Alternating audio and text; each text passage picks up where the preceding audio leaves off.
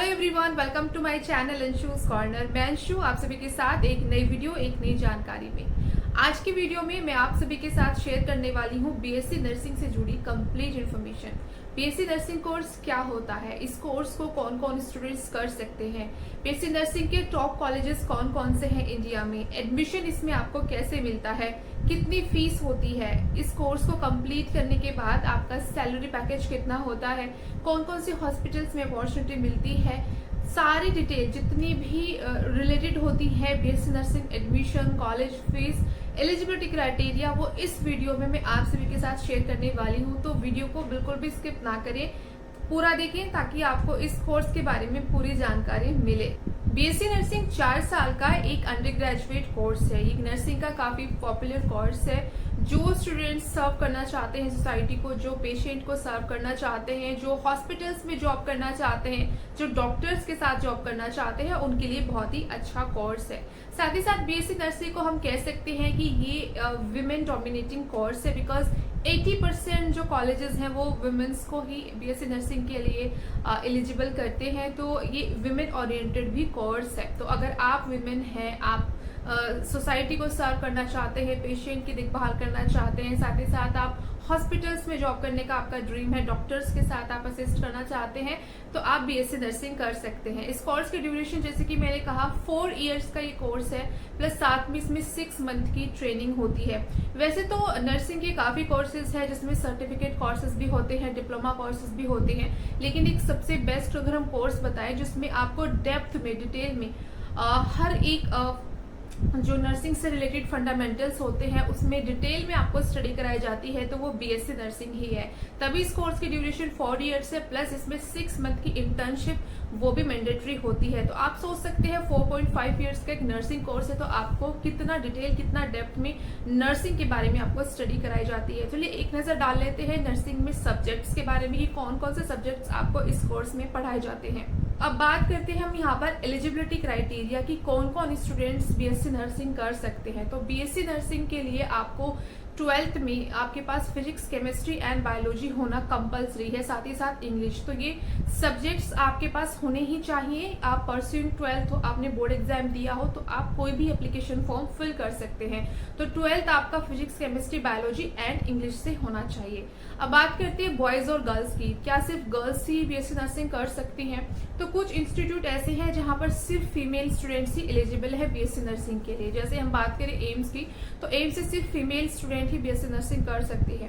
इसके अलावा हम बात करते हैं एमएनएस मिलिट्री नर्सिंग सर्विस, तो मिलिट्री नर्सिंग सर्विस में भी सिर्फ फीमेल स्टूडेंट्स ही अप्लाई कर सकती हैं।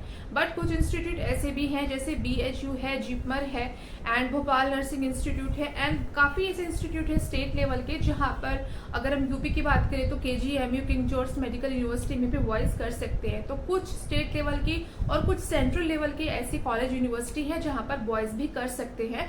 बट यस, जो रेशियो रहता है वो गर्ल्स का ज्यादा रहता है, यानी कि जो गर्ल्स को एलिजिबल करते हैं वो कॉलेजेस ज्यादा है as compare to boys. But it doesn't mean कि बॉयज बीएससी नर्सिंग नहीं कर सकते। हाँ, थोड़ा सीट्स कम है, कॉलेजेस कम है, बट बॉयज भी कर सकते हैं। बात करते हैं इस कोर्स में एडमिशन की, तो 2020 के बाद से जो सेंट्रल लेवल की यूनिवर्सिटीज, मेडिकल कॉलेज हैं, प्लस स्टेट लेवल की भी कुछ कॉलेजेस, यूनिवर्सिटी है, वो नीट के स्कोर के बेसिस पर ही बीएससी नर्सिंग में स्टूडेंट्स को एडमिशन देती है।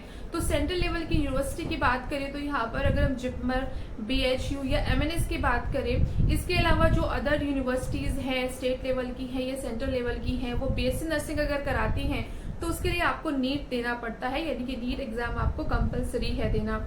इसके अलावा अगर हम बात करें तो अपने कॉलेजेस के खुद के भी एंट्रेंस एग्जाम्स होते हैं। जैसे हम all India institute of medical science यानी एम्स की बात करें, एम्स जो कि इंडिया का top most one of the top institute है, मेडिकल इंस्टीट्यूट। तो अगर आप एम्स से बीएससी नर्सिंग करना चाहते हैं तो इसके लिए आपको एम्स का एंट्रेंस एग्जाम देना होगा। इसी के साथ साथ जो स्टेट लेवल की कॉलेज यूनिवर्सिटीज है, तो स्टेट लेवल के भी एंट्रेंस एग्जाम होते हैं। तो अगर आप भी बीएससी नर्सिंग में एडमिशन लेना चाहते हैं तो या तो आपको नीट के एग्जाम देना होगा, या फिर आपको कॉलेज बेस्ड एंट्रेंस टेस्ट देना होगा, या फिर आपको स्टेट लेवल के एंट्रेंस एग्जाम्स देने होंगे। नीट की बात करें तो नीट पहले मेडिकल कोर्सेज के लिए होता था, एमबीबीएस के लिए, बीडीएस के लिए, आयुष कोर्सेज के लिए या वेटनरी के लिए, लेकिन 2020 से बीएससी नर्सिंग के लिए भी होने लगा है। तो नीट का एक अलग ही लेवल होता है, ये थोड़ा टफ एग्जाम रहता है। तो जो स्टूडेंट्स नीट नहीं देना चाहते हैं तो वो स्टेट लेवल के एंट्रेंस दे सकते हैं, क्योंकि स्टेट लेवल के जो एंट्रेंस रहते हैं उनका जो लेवल होता है वो नीट के लेवल की तरह नहीं होते हैं, तो आप उनके लिए अप्लाई कर सकते हैं। तो अपने अपने स्टेट में, जिस भी स्टेट से आप बिलोंग करते हैं, वो एग्जाम्स दे सकते हैं। फॉर एग्जाम्पल, अगर आप राजस्थान से बिलोंग करते हैं तो आप RUHS का एंट्रेंस एग्जाम दे सकते हैं। अगर आप यूपी से बिलोंग करते हैं तो ABBPM का आप दे सकते हैं। इसके अलावा आप चंडीगढ़ PGI का अपना एंट्रेंस होता है। तो इसी तरह से हर एक स्टेट के एप्लीकेशन फॉर्म रिलीज होते हैं, जो CET होते हैं, कॉमन एंट्रेंस टेस्ट होते हैं BSc नर्सिंग के, तो आप वो एप्लीकेशन फॉर्म फिल कर सकते हैं। ये एंट्रेंस एग्जाम्स मार्च से लेकर के जून तक इनके एप्लीकेशन फॉर्म रिलीज हो जाते हैं। अगर हम एम्स की बात करें और नीट की बात करें तो एम्स और नीट के एप्लीकेशन फॉर्म मार्च अप्रैल में रिलीज हो जाते हैं, और जो अदर स्टेट लेवल के एप्लीकेशन फॉर्म है वो अप्रैल, मई और जून के मंथ में रिलीज हो जाते हैं। और एप्लीकेशन फॉर्म रिलीज होने के 1 महीने के अंदर अंदर ही इनका एंट्रेंस एग्जाम हो जाता है। एंट्रेंस एग्जाम की बात करें तो 11th 12th बेस्ड ही इसमें आपका जो सिलेबस रहता है वो आता है। तो जो भी 11th और 12th में आपने फिजिक्स, केमिस्ट्री, बायोलॉजी में पढ़ा होता है उसी से रिलेटेड क्वेश्चंस आते हैं। कुछ एंट्रेंस एग्जाम में इंग्लिश और जनरल नॉलेज के भी क्वेश्चंस आते हैं। Let's talk about the fees structure. तो गाइज, गवर्नमेंट जो कॉलेज होते हैं, अगर हम बात करें एम्स की, तो एम्स में बहुत ही कम फीस होती है। आप देख सकते हैं सिर्फ इतनी ही फीस आपको देनी होती है, मतलब 1000 रुपीज से भी कम आपकी BSc नर्सिंग का कोर्स हो जाता है 4 इयर्स का। अगर हम बात करें मिलिट्री नर्सिंग सर्विस की, ये भी गवर्नमेंट इंस्टीट्यूट रहते हैं इसमें भी, तो इसमें कोई भी फीस नहीं होती है। तो अगर आप एंट्रेंस में थोड़ा मेहनत कर लेते हैं, एंट्रेंस क्लियर कर लेते हैं, तो आपको गवर्नमेंट कॉलेज मिल जाता है, तो आपका करियर भी ब्राइट रहता है। और सबसे अच्छी बात है, आपका 4.5 इयर्स का जो पूरा कोर्स रहता है उसमें कुछ भी फीस आपको देनी नहीं होती है। बहुत ही कम, अगर होती है तो बहुत ही कम फीस होती है अगर आपको गवर्नमेंट कॉलेज मिल जाता है तो। इसके अलावा जो मैं एक एवरेज आपको फीस स्ट्रक्चर बता देती हूँ, ये तो मैंने आपको एम्स और MNS का बताया है। इसके अलावा जो स्टेट लेवल के यूनिवर्सिटी गवर्नमेंट कॉलेज रहते हैं तो वहाँ पर जो फीस रहती है वो 10,000 के अराउंड रहती है या इससे भी कम रहती है। ये मैंने आपको एवरेज फीस बताया, क्योंकि हर एक स्टेट, हर एक कॉलेज की जो फीस स्ट्रक्चर है वो अलग अलग होती है। तो अराउंड 10 to 20,000 आपका BSc नर्सिंग हो जाता है गवर्नमेंट कॉलेज में। अगर हम प्राइवेट इंस्टीट्यूट की बात करें तो प्राइवेट में 1 साल का आप 1 लाख के अराउंड मान के चलिए, या फिर 80,000 अगर हम एवरेज बताएं तो 80 to 90,000 पर ईयर का आपका BSc नर्सिंग का फीस रहता है। तो 3 to 4 लाख का आपका कंप्लीट BSc नर्सिंग का कोर्स रहता है। या फिर अगर आप डायरेक्ट एडमिशन ले रहे हैं किसी प्राइवेट इंस्टीट्यूट कॉलेज में, तो एवरेज फीस जो आपकी रहती है BSc नर्सिंग की वो 4 लाख के अराउंड रहती है। तो गवर्नमेंट कॉलेज से BSc नर्सिंग करने में बहुत ही ज्यादा बेनिफिट है। स्पेशली अगर हम फीस की बात करें तो कुछ भी फीस नहीं होती है, और होती है तो बहुत ही ना के बराबर होती है। आपकी पॉकेट मनी से भी कम यहाँ पर फीस होती है। प्लस आपका प्लेसमेंट भी अच्छा रहता है, आपको जॉब भी बहुत अच्छी जगह मिलती है, एंड गवर्नमेंट में भी आपका जॉब चांसेस रहता है, अपॉर्चुनिटी वो बहुत ज्यादा रहता है। तो यहाँ पर अगर हम प्राइवेट और गवर्नमेंट के कॉलेजेस की फीस की बात करें तो काफी ज्यादा यहाँ पर आपका फीस का गैप रहता है। अब बात करते हैं इसमें करियर एंड स्कोप की। तो BSc नर्सिंग करने के बाद आप MSc नर्सिंग भी कर सकते हैं, या फिर आप PhD भी कर सकते हैं नर्सिंग में। इसके अलावा BSc नर्सिंग करने के बाद आप जॉब भी कर सकते हैं। स्टार्टिंग में जो आपका जॉब रहता है वो एज ए स्टाफ नर्स या नर्सिंग ऑफिसर रहता है। किसी भी प्राइवेट हॉस्पिटल्स में या गवर्नमेंट हॉस्पिटल में आप जॉब कर सकते हैं। अगर हम रिक्रूटमेंट की बात करें तो Apollo hospitals, max hospitals, AIIMS रहा, तो इस तरह से काफी इंस्टीट्यूट्स हैं, जो हॉस्पिटल्स हैं जो कि हायर करते हैं BSc नर्सिंग स्टूडेंट्स को। एंड आप गवर्नमेंट के लिए भी अप्लाई कर सकते हैं। NHM यानी कि नेशनल हेल्थ मिशन, जो कि हर स्टेट में ये रिक्रूटमेंट होता है, हर साल होता है, तो आप इसके भी फॉर्म फिल कर सकते हैं।